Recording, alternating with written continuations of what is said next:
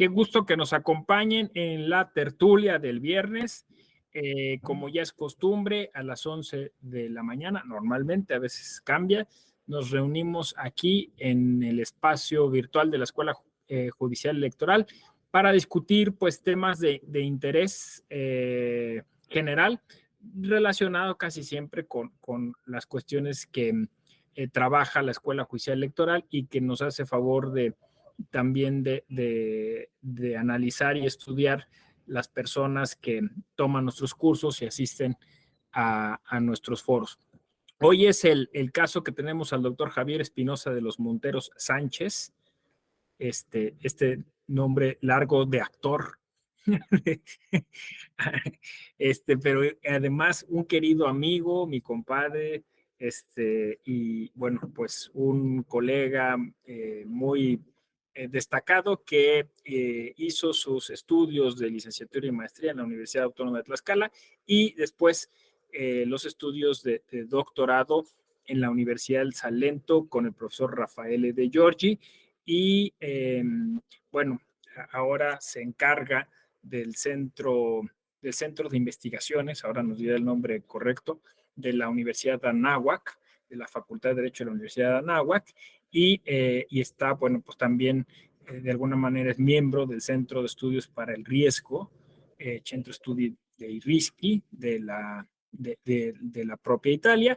Y bueno, pues Javier nos viene a hablar sobre estas contradicciones, ¿no? que presenta el concepto de democracia y que pues muchas veces vemos y quisiéramos entender, nos va a proponer y le agradecemos mucho un análisis distinto. Javier, adelante, te recibimos con mucho cariño.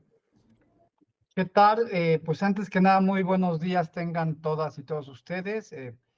Para mí es un gusto estar el día de hoy pues en esta distinguida institución, ¿no? Con la Escuela Judicial del Tribunal Electoral del Poder Judicial de la Federación, que dirige mi querido amigo el doctor José Ramón Narváez. Y pues antes que nada, pues agradecerle a él la invitación por participar con ustedes. El doctor José Ramón Narváez es un queridísimo amigo de muchos años, es mi compadre y gran amigo, y también pues ha sido mi maestro como de muchos otros también. Y bueno, el día de hoy se ha propuesto un tema, ¿no? Que me parece que es muy interesante, muy actual, pero también es un problema viejo, ¿no? Y es el siguiente, riesgos y contradicciones de la democracia.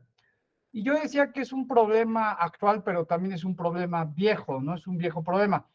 Y esto nos recuerda a Nietzsche, ¿no? Cuando decía que los grandes problemas, los problemas contemporáneos, son de una gran inactualidad, ¿no? Esto significa que los nuevos problemas en realidad son viejos problemas. Entonces, cuando se afronta este tema, para afrontar este tema que es el de riesgos y contradicciones de la democracia, creo que una de las cuestiones principales que se tiene que abordar es primero qué es democracia, ¿no? Es decir, a qué nos referimos con democracia y por qué riesgos y contradicciones de democracia, es decir, hacer una precisión terminológica. Entonces, nosotros pensamos, por ejemplo, pues en la idea de la democracia, ¿no? Y partimos generalmente de una autoevidencia, ¿no? Es decir, la autoevidencia es, pues sabemos qué es democracia, ¿no? Es decir, presuponemos que es democracia, ¿no? Nosotros sabemos todos en qué consiste la democracia. Entonces, eso es una autoevidencia, ¿no? Y una autoevidencia, pues es partir de presuposiciones, ¿no? De que ya sabemos en qué consiste democracia. Pero precisamente en el ámbito pues, de las teorías del conocimiento, ¿no? En el ámbito de la teoría sociológica, pues cuando partimos de autoevidencias, pues las autoevidencias, la función que tienen es pues, bloquear el conocimiento, no ir más allá en el conocimiento. Es decir, es un bloqueo de cognición, un bloqueo del conocimiento, pues porque tienes que partir de que ya presuponemos que ya sabemos de qué estamos hablando. Y efectivamente, cuando nosotros nos referimos a la idea de la democracia, parece que todos ya entendemos o sabemos qué es democracia, ¿no? Entonces, se habla, por ejemplo, de democracia en el sentido que democracia es el gobierno del pueblo, por el pueblo, ¿no? O el poder del pueblo para el pueblo, que el pueblo, democracia es el autogobierno del pueblo, que democracia es una técnica de la representación de todos, del pueblo, ¿no?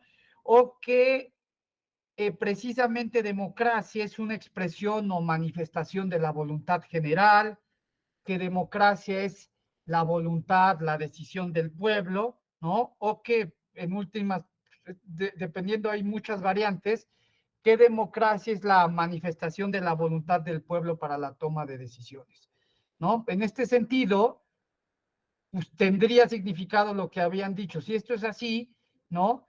Pues tendría sentido lo que había dicho ya hace algunos años en una obra clásica, Alan Turing, que se llamaba ¿Qué es la democracia? Que se refiriera a esto, pues que esto sería una metodología, porque esto es fácticamente imposible, ¿no?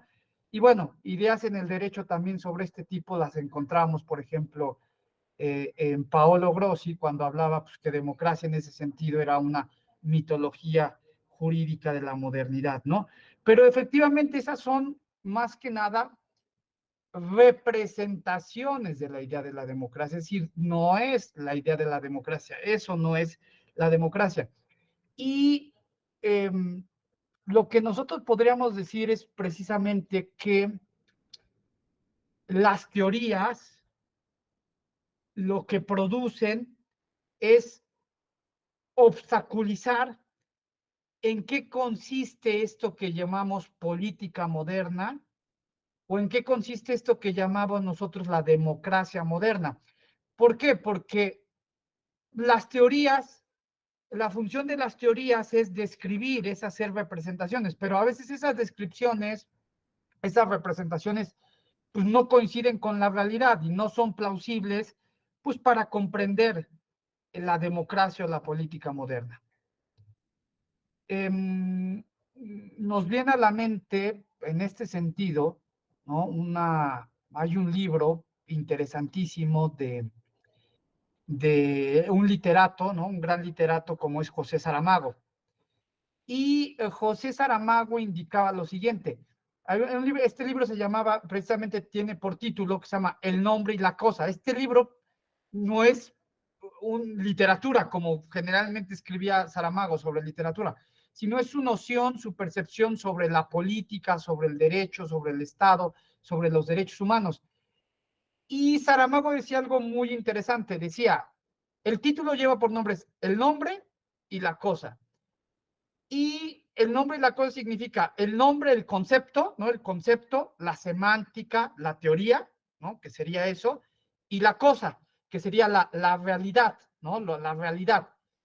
Entonces, Saramago decía que la teoría, que el concepto, ¿no?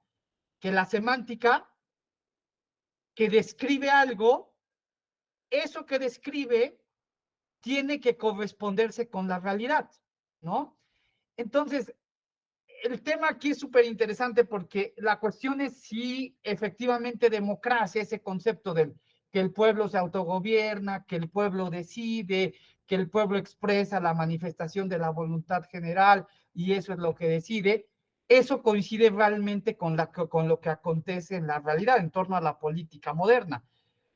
Pues la cuestión es que no, ¿no? Democracia precisamente no es eso, porque democracia no coincide con estas descripciones, que en realidad estas descripciones, estas representaciones nos obstaculizan observar lo que acontece. Pero también pasa con el tema de los derechos humanos, ¿no? Cuando dicen los derechos humanos son derecho natural y derecho natural es un derecho absoluto, universal, válido en todas partes, y tú observas la realidad y ese concepto pues no se corresponde con la realidad. Entonces esto es lo que pasa precisamente con la idea de la democracia, ¿no? La idea de la democracia no es que el pueblo decida, no es la participación del pueblo sobre el pueblo. Entonces, la pregunta, la cuestión es aquí que tendríamos que plantearnos para ver cuáles son los riesgos y las contradicciones o las paradojas, mejor dicho, de la democracia es qué es realísticamente la democracia.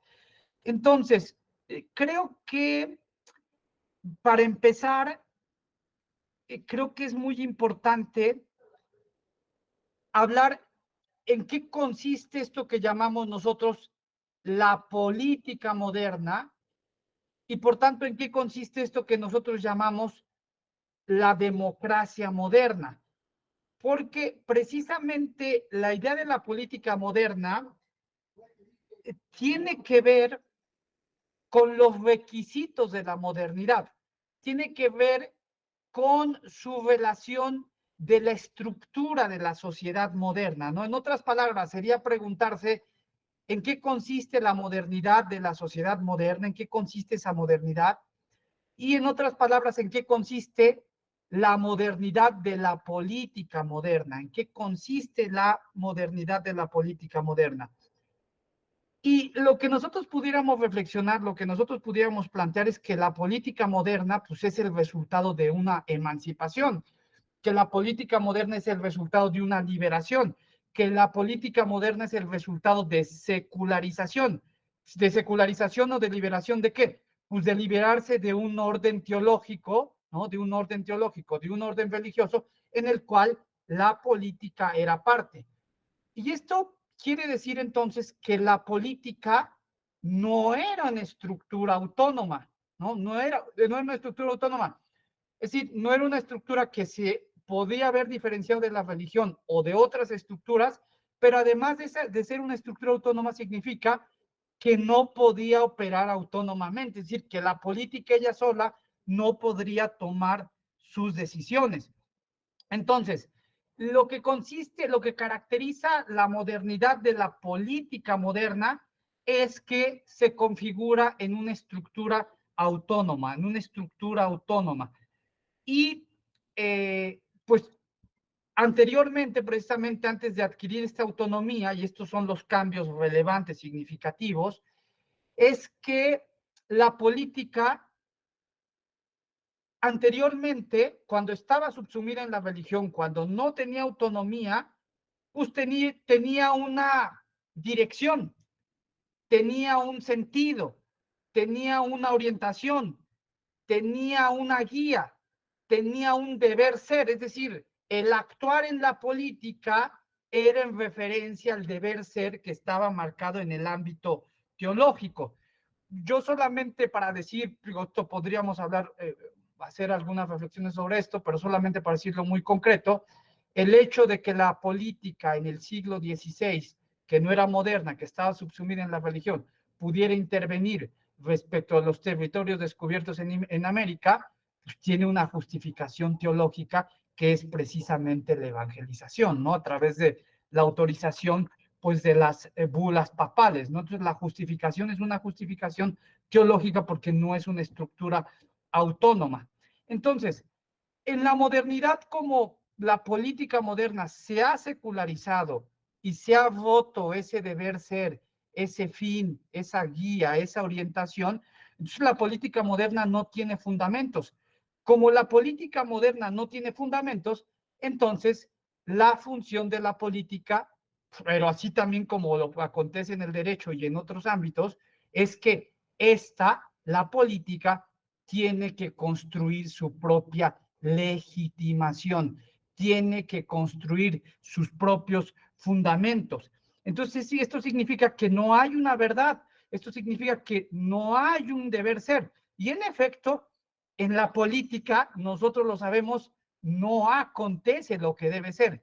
En la política, así como el derecho acontece lo que es, el derecho y la política moderna es lo que es, no es precisamente lo que debe ser, porque no existe la idea de un deber ser. En este sentido, la política construye lo que usa como fundamento, construye lo que usa como realidad, construye lo que usa, por tanto, como la idea del bien común, construye, por tanto, lo que usa como la idea de la voluntad general. En otras palabras, la política construye esa legitimación, se autolegitima, se autofundamenta, pero para construir lo que usa fundamento, ¿no? Es decir, ¿Cómo lo hace? ¿Cómo produce esos fundamentos? Esos fundamentos las produce a través de observaciones. Y las observaciones no son fundamentos, son construcciones de realidad. Son construcciones de realidad. Sus observaciones siempre, la política moderna, es muy interesante, para observar precisamente cómo opera no solamente el Ejecutivo, el legislador, sino también las Cortes Constitucionales que operan de manera democrática, ¿no? Operan siempre la política moderna a través de una binariedad. Y la binariedad que utilizan es esto que se llama consenso y disenso, ¿no?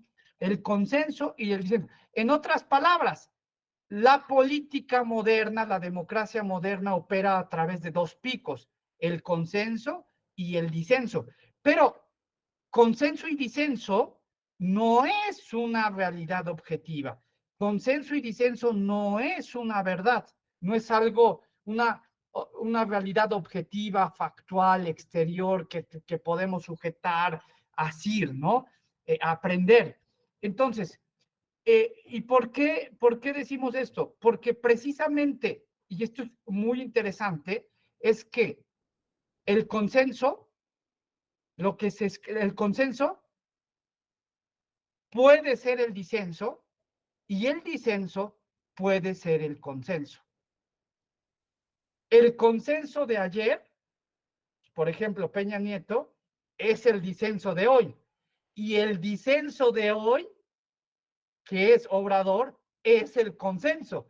En otras palabras, si ustedes me preguntan qué es consenso, pues consenso es las dos cosas, es consenso y disenso. Depende de quién construya qué es consenso y qué es el disenso. Depende de quién obtenga precisamente el poder y el poder de definir lo que sea consenso y disenso. Consenso es simultáneamente disenso y disenso es precisamente simultánea consenso. En otras palabras, democracia es una paradoja, es una contradicción, es una paradoja. Obviamente la paradoja se tiene que esconder. El hecho de que el consenso sea también disenso se tiene que esconder, ¿no? Porque si no, no podría operar la democracia, porque se observaría la paradoja, el hecho de que la democracia moderna es las dos cosas.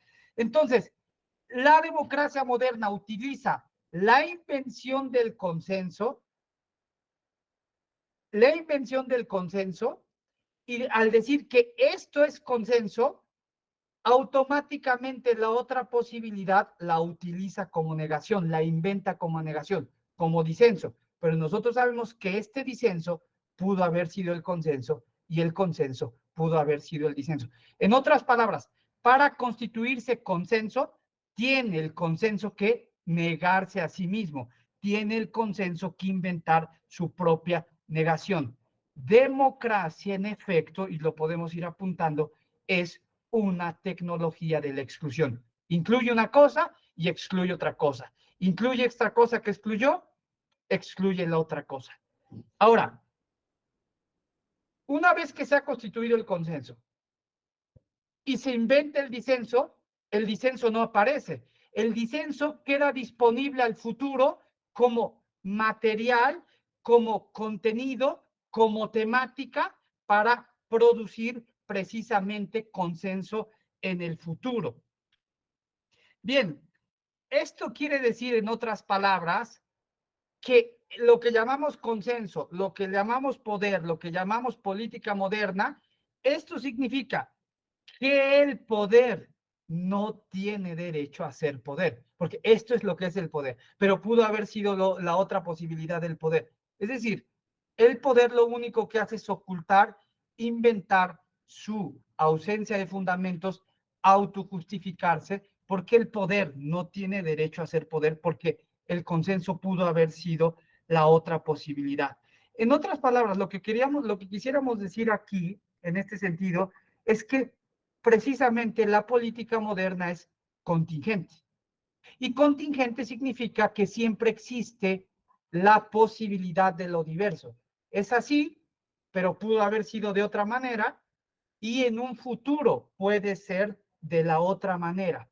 Entonces, La política moderna es una estructura, es una política que es contingente y en el cual obviamente pues no hay certeza, porque en la contingencia no hay certeza.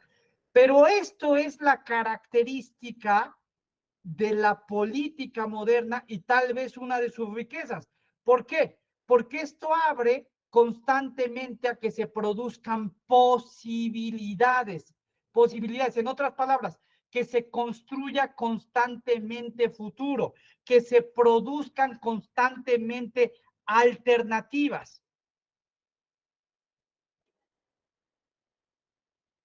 De otra manera, las alternativas, como en el orden anterior, estaban predeterminadas. Es así solamente. Aquí no. En la política moderna se pueden producir precisamente alternativas. Entonces, esto significa que la política moderna ha adquirido y se constituye en una estructura decisional. La política moderna es una estructura precisamente que produce decisiones. Y cuando se producen decisiones, estamos delante del riesgo. En otras palabras, tratar de evitar a través de una decisión un daño. Pero este daño puede ser que se pueda prevenir o que no se pueda prevenir, ¿no? Es decir, eso significa que la política constantemente trata de construir vínculos hacia el futuro. Y los vínculos hacia el futuro siempre quedan abiertos porque se pueden producir otra vez nuevas decisiones. Las decisiones, esto a mí me parece que es algo muy, muy importante, las decisiones no las tomamos nosotros. Eso es realísticamente democracia. Las decisiones significa que la política en su interior produce las decisiones, introduce decisiones que pueden ser cambiadas a través de otras decisiones, pero esas decisiones las produce, las toma la política.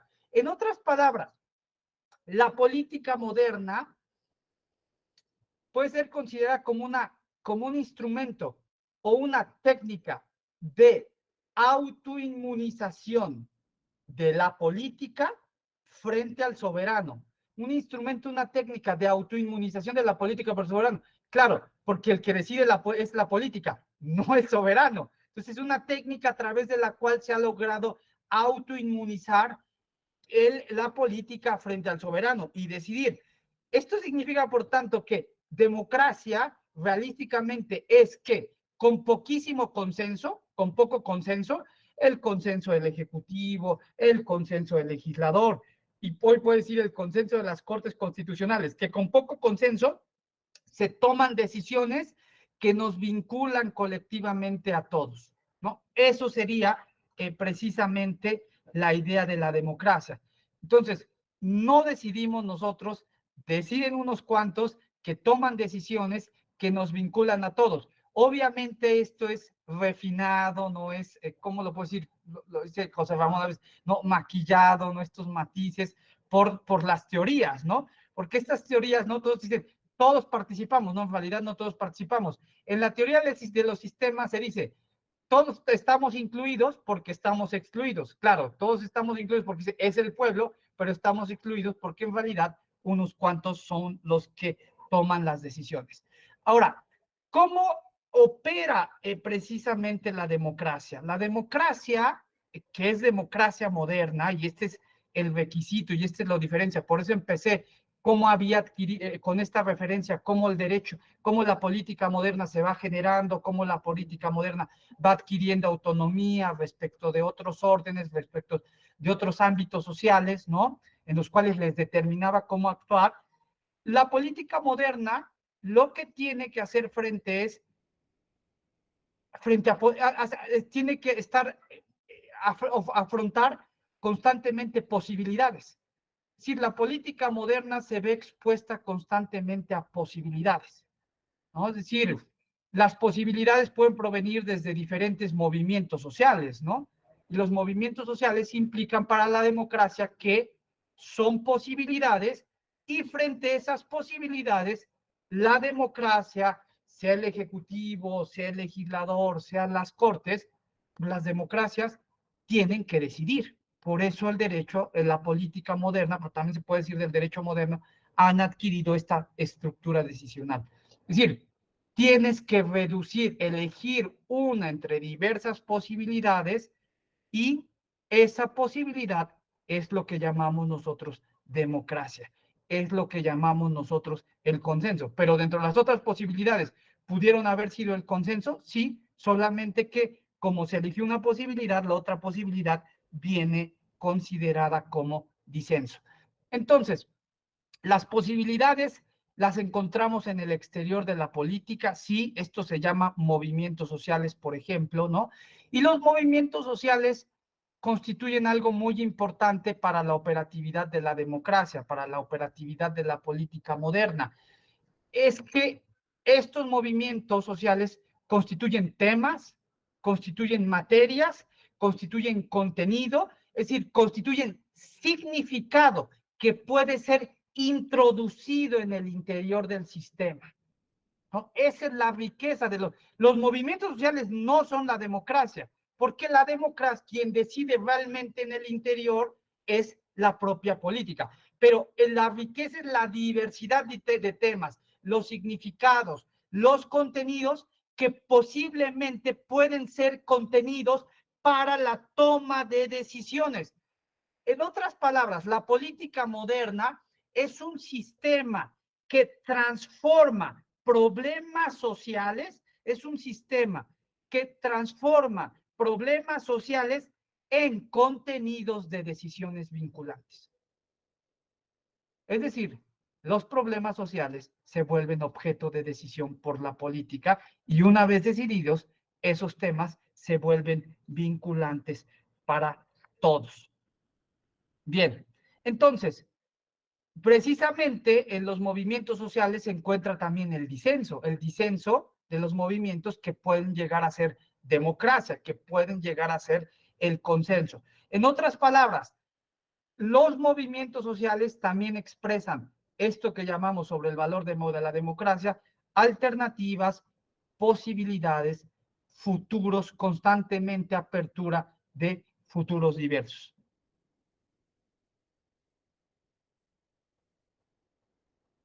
Bien, el pueblo, ¿no? Que a mí me parece que es muy, muy importante este tema, ¿no? En torno a la idea de la democracia. El pueblo. El pueblo se presenta, por tanto, como algo objetivo, ¿no? Como algo objetivo, como una factualidad, como una realidad que está ahí, que es exterior.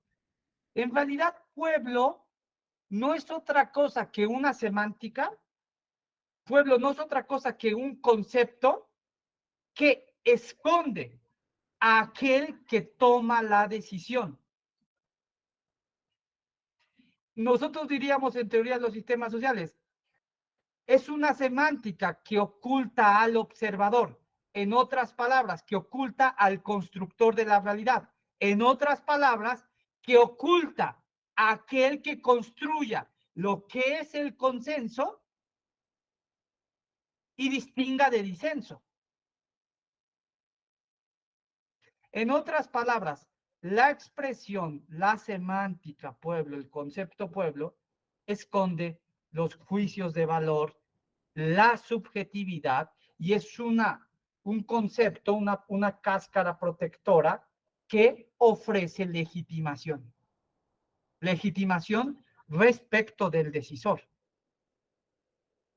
Porque no aparece el decisor, no aparece como una decisión de quien ha decidido, sino una decisión externa como si fuera el pueblo, es decir, ofrece una certeza aparente. Ahora, este tipo de conceptos que se refieren precisamente a identidades, ¿no? Las identidades siempre tienen por función poner a distancia al otro, ¿no? Si esto es lo que dice, este soy yo y estos son los otros. Las identidades tienen la función de poner a distancia al otro, ¿no? En este caso, y estos son lo que estaba platicando yo con mi querido amigo, con el doctor Narváez, sobre la proposición del tema de los riesgos también sobre la democracia, ¿no? Los peligros, más bien aquí sería los peligros de la democracia, que había propuesto es la forma en que siendo el concepto pueblo una semántica vacía, ¿no? Algo que no tiene contenido y que tiene que llenarse y que se llena por el decisor, el problema son los peligros, cómo se llena, ¿no? Y este tema de cómo se llena, bueno, pues tenemos muchos ejemplos de esto, ¿no? Se llena y lo que este llenado en torno a la expresión pueblo genera populismos o populismos radicales. Y estos populismos radicales, pues lo que generan son violencia, barbarie, arbitrariedad y exclusión. Violencia, barbarie, arbitrariedad y exclusión. Entonces, en el nombre del pueblo, se monopoliza la verdad. Una verdad que en realidad es la idea de la verdad, que es el decisor, que es escondido a través de esta semántica. Se ha producido esta violencia.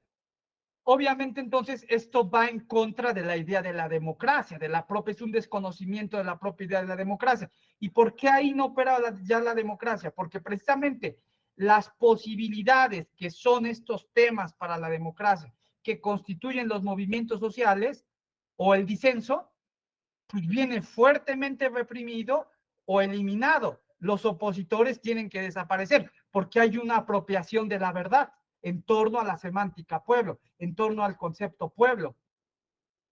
El disenso, en otras palabras, no es entendido como una posibilidad de construir consenso, como una alternativa. El disenso es construido como un enemigo que tiene que ser eliminado y fuertemente reprimido porque atenta contra la verdad. Apropiándose de la verdad en nombre del pueblo, pues hay la tendencia a una perenidad en el poder, ¿no? Y por tanto es otra idea que choca, que va en contra de la idea de la democracia, que el disenso se vuelva, que el disenso se pueda convertir en consenso y el consenso se pueda transformar en disenso, es decir, la diversidad, la pluralidad, la transición, porque precisamente hay la idea de una monopolización y una estabilidad dentro del poder de manera indefinida, ¿no? Se rompe precisamente con la apariencia de la democracia. Bueno, yo solamente quiero decirles, ¿esto es algo que ha acontecido históricamente con el nazismo? Sí, pero también, pues nosotros podemos ver y observar manifestaciones contemporáneas en América Latina, ¿no? En muchas otras partes, ¿no? Esto se puede observar, ¿no? La idea de cómo se destruye la democracia. Y la destrucción de la democracia, como apareció en el nazismo, pero esto lo podemos reflexionar contemporáneamente, es, uno es, se rompe la división de poderes. Es decir, no hay disenso, no hay oposición. Una ruptura con la división de poderes. No hay disenso, no hay oposición. En otras palabras, de lo que se trata en torno de romper la idea de la democracia bajo esta idea del populismo, ¿no?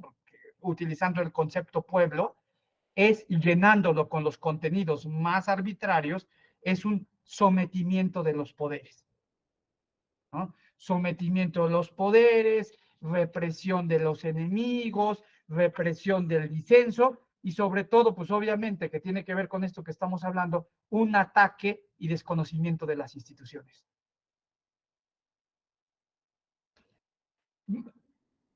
Precisamente en el tema del nacionalsocialismo,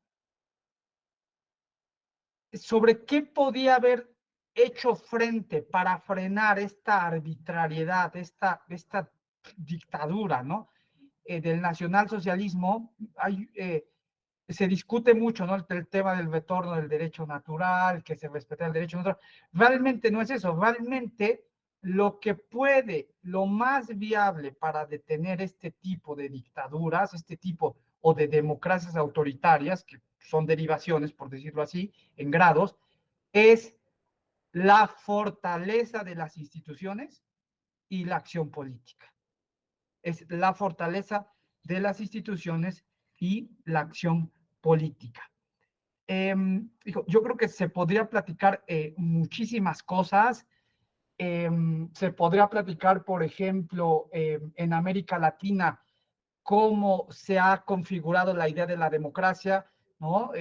Cómo se ha configurado la idea de democracia, cómo los obstáculos para que se pueda producir este consenso y disenso, porque lo que se produce dentro del Estado en América Latina a veces no es consenso y disenso, sino grupos opositores, y que estos grupos opositores tienen que incluirse dentro del ámbito de la política moderna, y que estos opositores, que son una violencia externa, puedan introducirse en esta contingencia del disenso o el consenso, como son las FARC, ¿no? Cuando las FARC, que era la violencia fuera del Estado, ahora son incorporados dentro del interior de la política moderna, ¿no? Con las curules que se les han dado para hacer esta idea de que la oposición esté en el interior del sistema de la política y no se produzca una violencia, ¿no?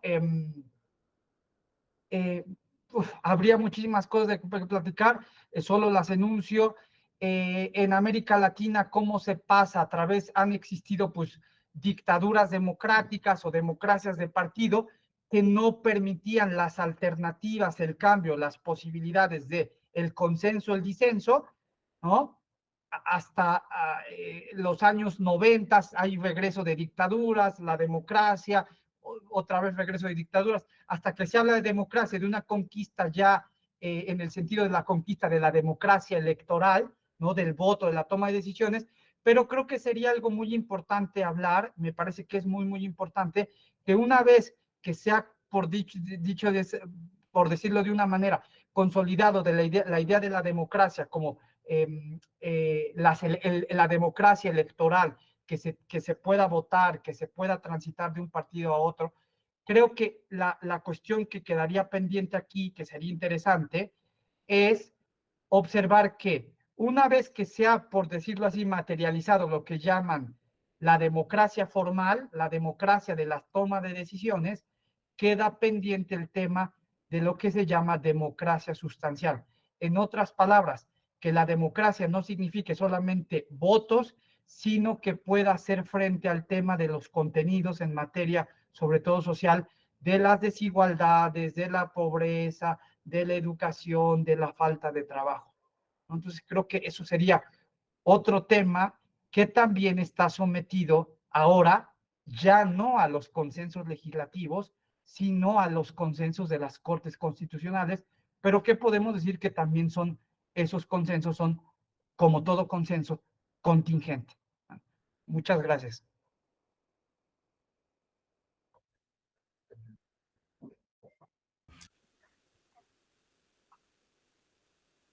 Gracias, Javier. No se escucha. Ya.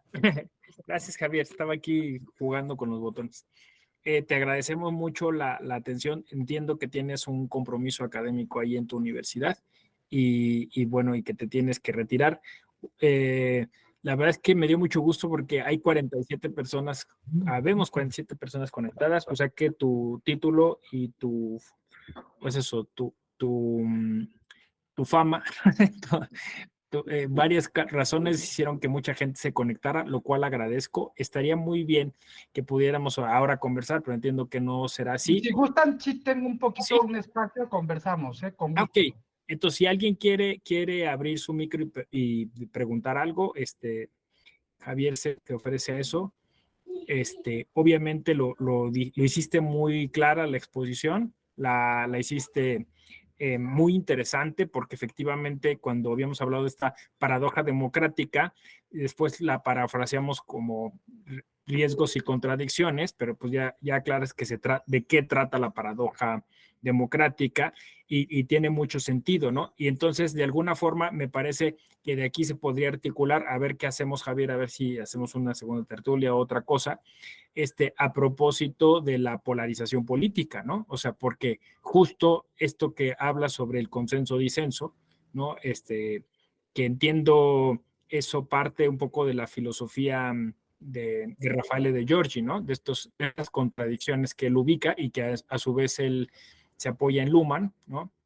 Que son como corresponsables, ¿no? Por decirlo así, de justificarse mutuamente, ¿no? Entonces, interesante porque al final entonces la democracia es un constructo, nos queda claro, ¿no?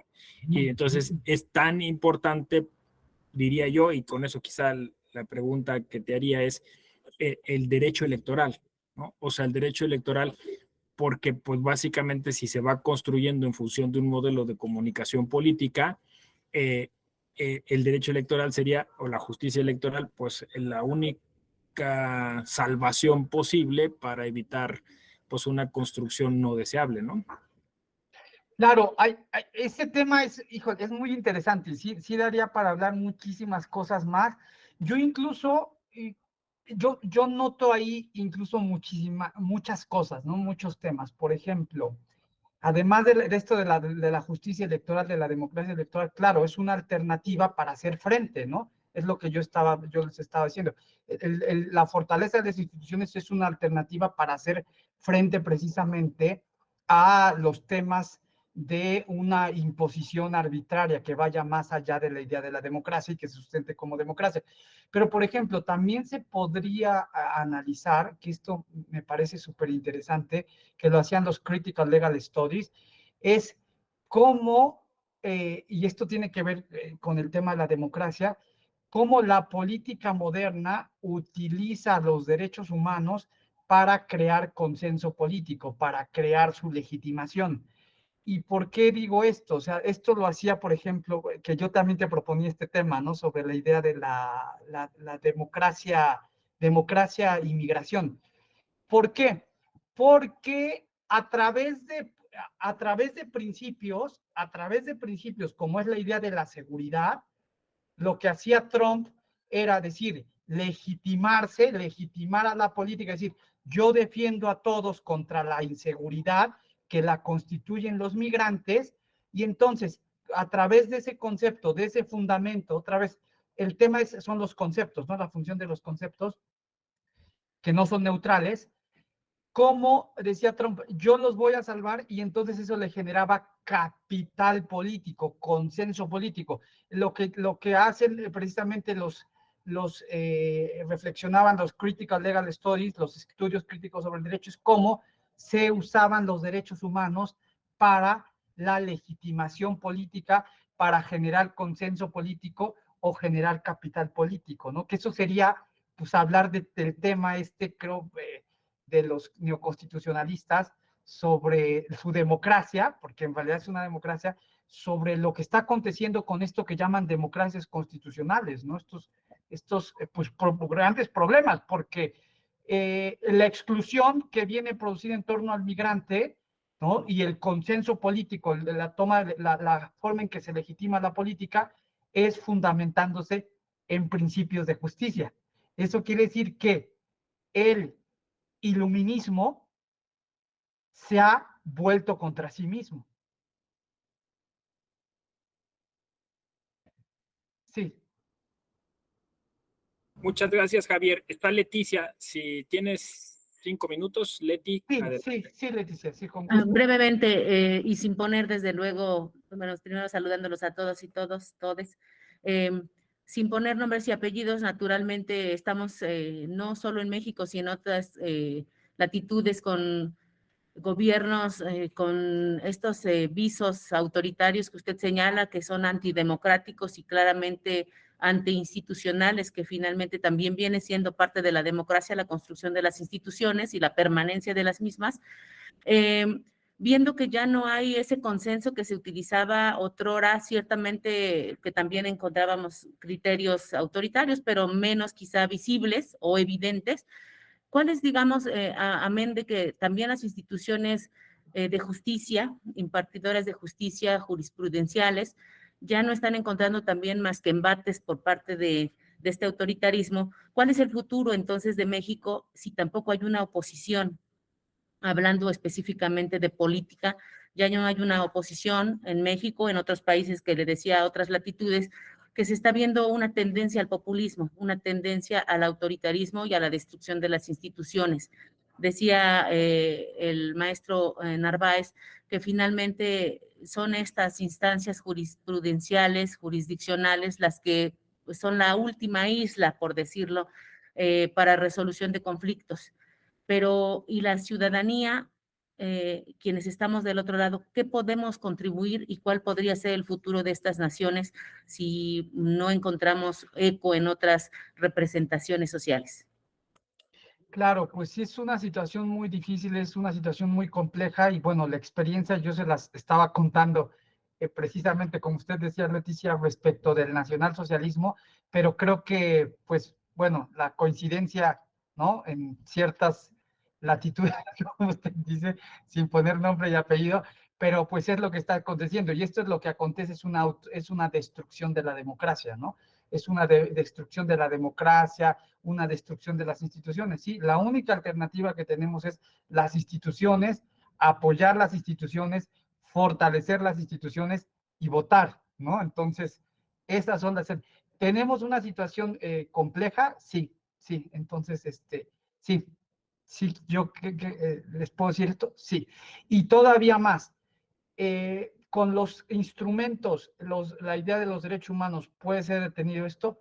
No, porque precisamente en estructuras como autoritarias, utilizar conceptos de estos de los derechos humanos o principios tan vacíos, tan abstractos, entonces sirve también para justificar ese tipo de posiciones arbitrarias. Lo que pasa con Trump, seguridad es esto, ¿no? Entonces, seguridad es, ¿no? Sirven para justificar ese tipo de posiciones. Eso es. Entonces, sí es una situación muy compleja, muy problemática. Sí. Depende de las instituciones. Sí. Depende de quién estén dentro de las instituciones. Sí.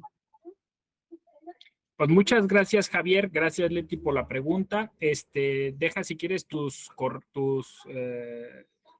correo electrónico, iba a decir en italiano, ¿no? Sí, se los escribo aquí. Y tu indirizzi.